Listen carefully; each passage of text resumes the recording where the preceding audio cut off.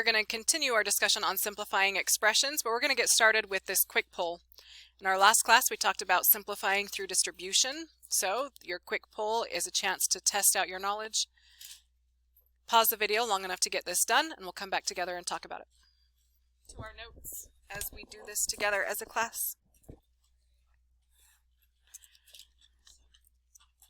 When I model this, I start by modeling the grouping symbol, and in that grouping symbol, I have 1, 2 x tiles, and then I model, oh no, -3. How can I model -3? That's why we changed subtraction to adding a negative. So how am I going to model -3? By modeling adding 3 negative unit tiles, right? And all of this is in a group, so I put it in a group. How many of those groups do I have? That's when we look on to the outside. We see that after the grouping signs, we have multiplication. We have 4 of those groups, yes? Now we count across the groups, across all of the groups. How many x tiles do I have looking all the way across? 2, 4, 6, 8 x tiles. And how many unit tiles do I have looking across the groups? 3, 6, 9, 12 negative unit tiles. Come on. There we go. So 8x, and that means plus a negative 12, because there's 12 negative unit tiles. Now, eventually, I really want you to do this without having to draw those models. So what is that going to look like when you do it without the models? Eyes on the screen, because I do want this to be included in your warm-up notes, because this is the ultimate goal. 4 times 2x plus a negative 3. That's 4 groups of this, which means I have 4 groups of 2x tiles. Yeah, but I'm going to baby step it even more than that. I also have 4 groups of 3 negative unit tiles. So that's 4 groups of negative 3. And if I have 4 groups of 2x tiles, 4 groups of 2 is going to be 8x tiles. And 4 groups of negative 3 is going to be 12 negative unit tiles. And ultimately, this is where I want you to get to without needing to draw it out. You should be thinking about it, but this is the ultimate goal that I hope that we're going to get to in a day or two. Okay, we talked about this in our last lesson. Let's see how much you remember. What is the order of operations? What is the order of operations? CJ? Close. Not quite. What is the order of operations? Allie?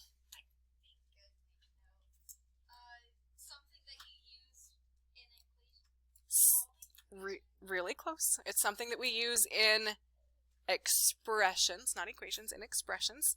And we talked about this last time too. We've used them in equations because if we have an equation like 7x plus 2 is equal to 16, really truly, we have an expression set equal to another thing. So this is still an expression, which is why we have used it in equations, but the correct term would be to say expression. So you're really close, Allie. Really close. Kaden, M. Exactly. What is the order of operations? It's the order we do the operations in expressions.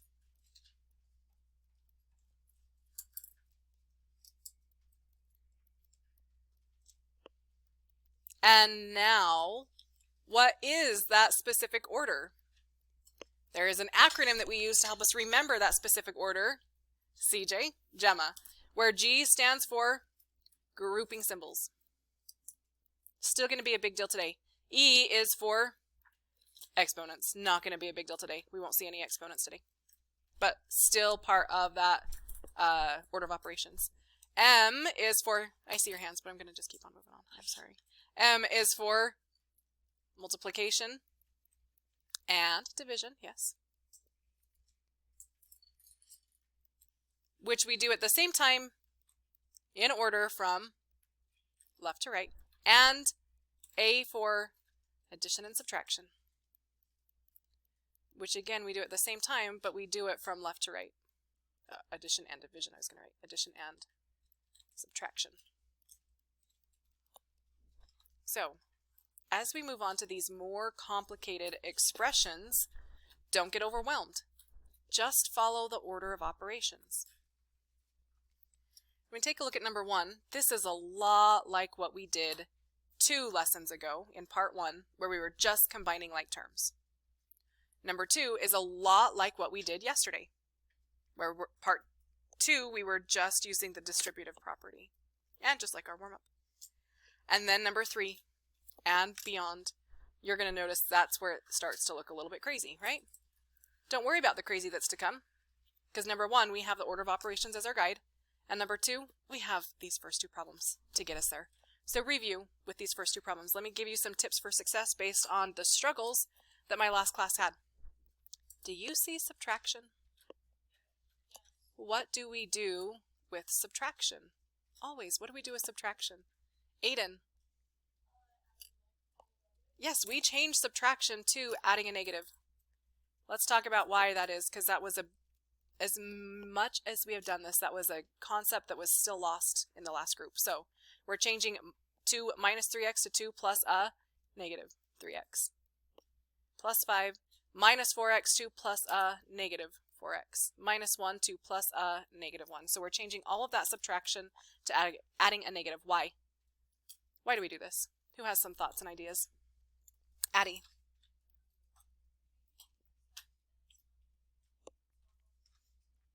Yeah, that's part of it. It makes it less confusing. But the reasons why it makes it less confusing, let's talk about that. Jada.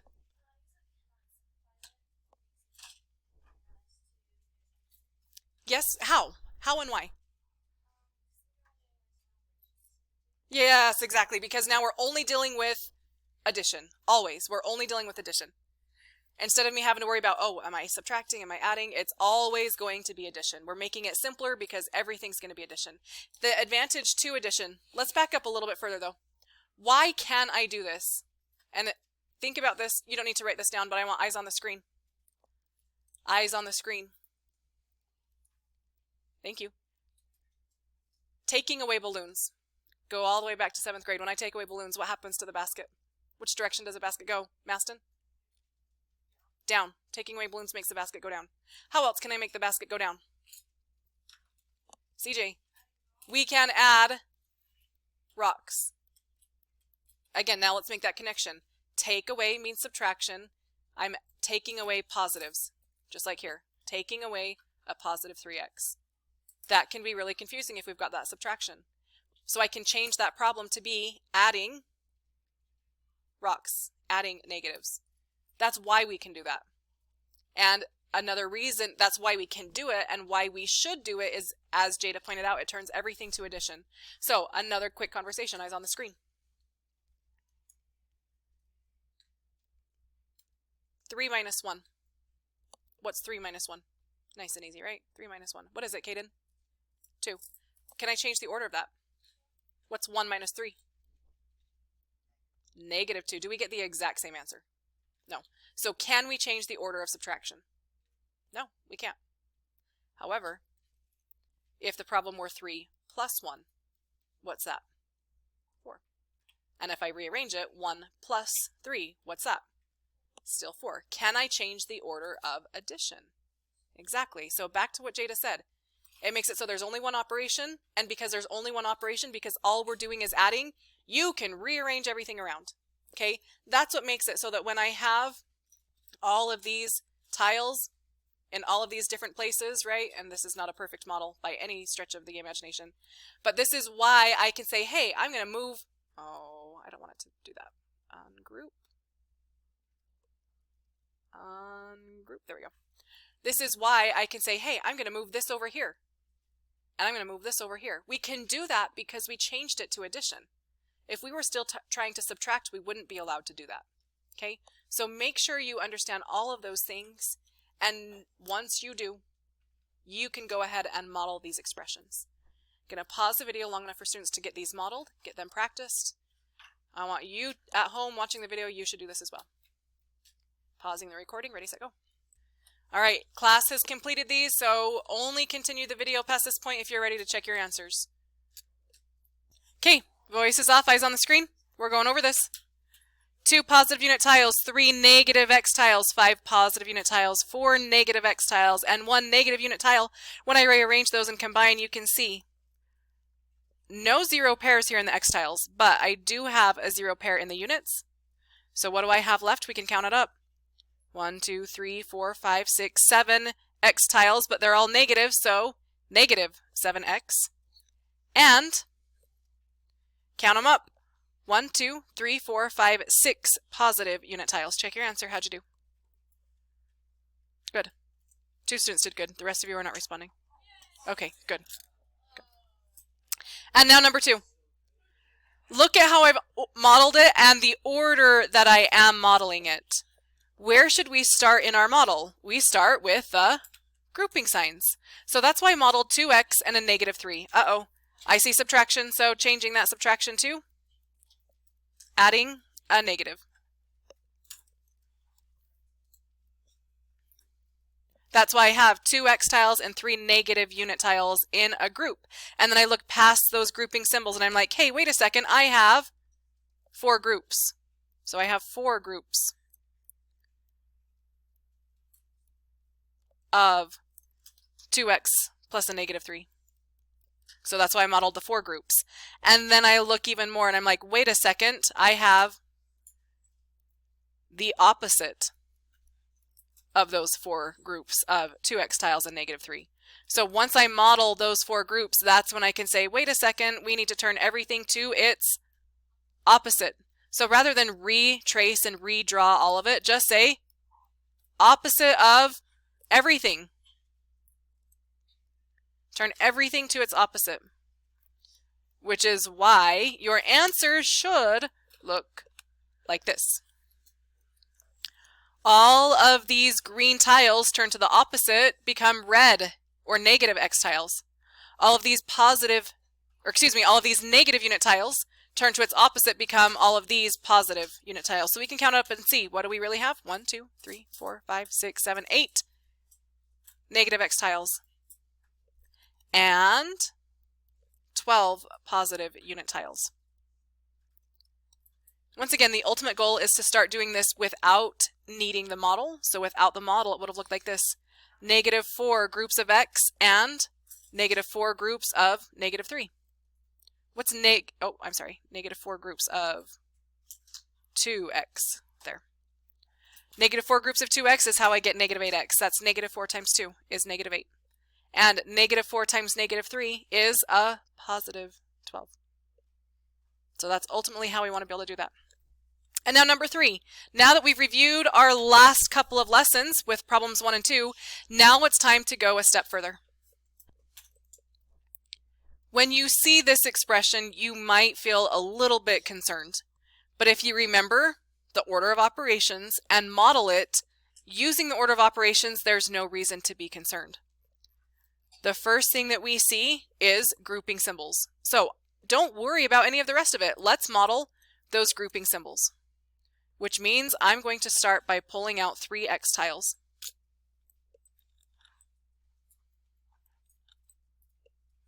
And then 5 unit tiles.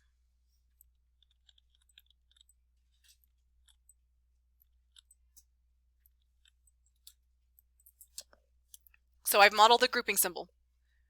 Following the order of operations, that's where I need to start.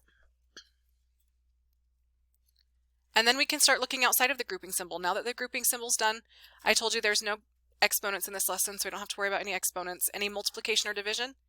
Yeah, that parenthesis, the group, is multiplied by 2. That tells us that there are going to be 2 of those groups. So let's get our second group.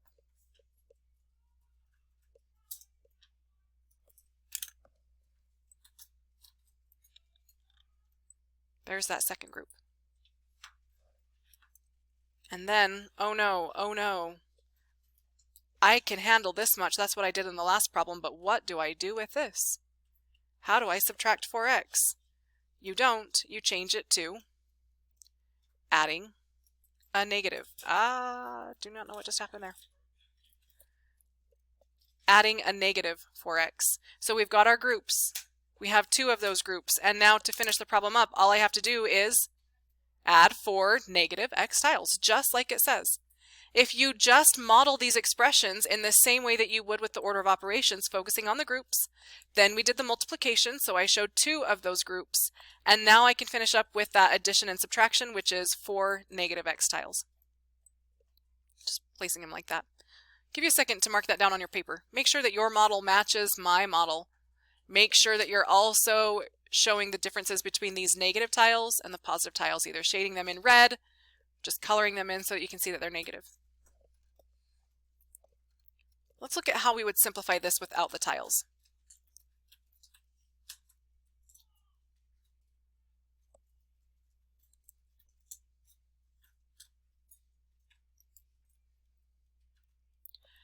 Without the tiles and comparing it to what I see with the tiles, we're looking beyond the groups to count all of the x tiles.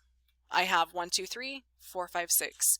2 groups of 3 x tiles.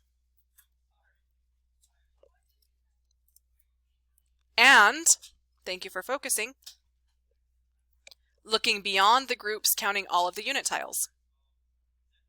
That's 10 unit tiles. Again, that's 2 groups of 5, which is a total of 10. That's just me kind of saying, hey, we've got groups, so I'm going to pay attention to the groups. And yes, we've got this plus a negative 4x, so we want to make sure that we don't forget about that. We actually counted these up. 2 groups of 3x is 6x tiles. And 2 groups of 5 is 10 unit tiles. And then plus a negative 4x. Now this really truly does look a lot like that first problem, where all I need to do is combine like terms. So I can combine this x tile with one of those, this x tile with one of those, this x tile with one of those, so all of those are zeroed out. This x tile with one of those ones, I'll rotate it since it's not going to zero out completely. And what is it that I have left? 2 positive unit tiles. So again, I'm saying, hey, these x tiles and these x tiles we can combine.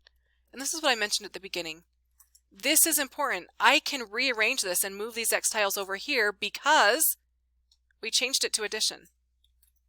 And you can change the order of addition. If we left it as subtraction, we wouldn't be as successful doing that.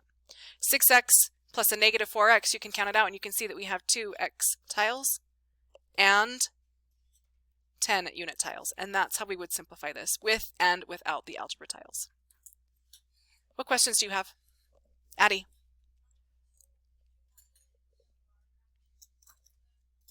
I don't know what you mean, model it with the bar graph. Oh, yeah. Yes, you can do the simplified version over here with your algebra tiles if you would like to. I'm not requiring it, but you are welcome to do that. No. Yep, you can. Ultimately, Addie, I want you to be able to do it without the tiles. So that's the ultimate goal. But if you're not there yet, then yeah, keep using the tiles.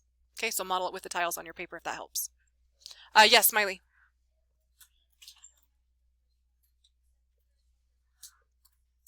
Yes, well, and that's what I want to point out. It looks really similar to the first one. This first one doesn't have grouping symbols, but what I want to point out is I had grouping symbols, but I got rid of the groups.